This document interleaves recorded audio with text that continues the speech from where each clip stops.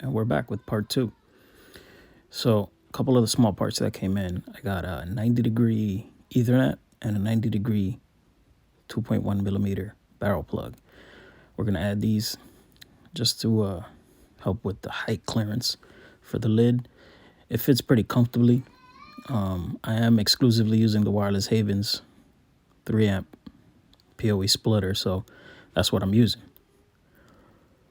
As you can see, I'm going to pop the Ethernet in there.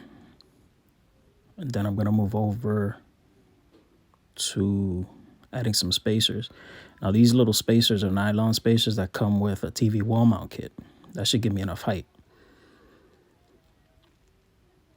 Moving on to the basics on sending AT commands, which would allow you to do IMEI repair, for example. So once you flash the voxel firmware, which you're going to find in the LBR20 mega thread at wirelessjoint.com, you get all the basic commands there.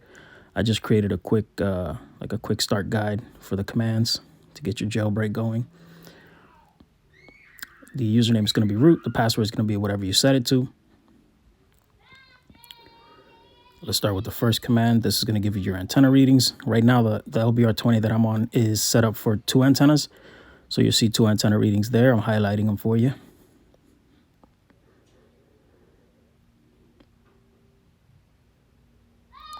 Then the next one you need is the carry aggregation info. So this particular LBR20 is signed into 66 and 12, which is good enough for 100 down, 50 up with the signal that I have.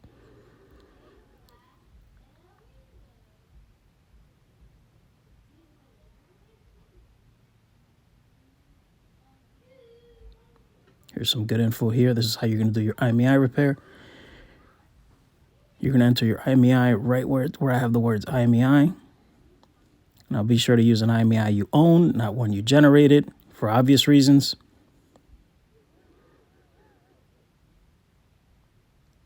And again, wirelessjoint.com is going to have the thread you need. This is where all the information is on how to do your TTL and your HL. I'm just going to show you how I set it up. Let me just redo it right quick because my window's not large enough.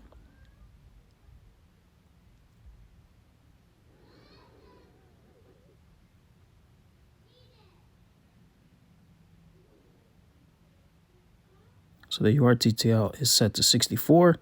Now this is pretty much going to work on all carriers. From my experience, it's worked on all carriers. There you are. Your HL is set to 64 as well. Again, this is going to work on all carriers. So if you have visible, for example, even if you have AT&T, set it to 64. Just do it. It's just a rule of thumb. One command that a lot of people don't know is to hard code your IMEI to the LBR20. So in case that it does a software update to the router, you'll get it there. And that's the basics will be in the description.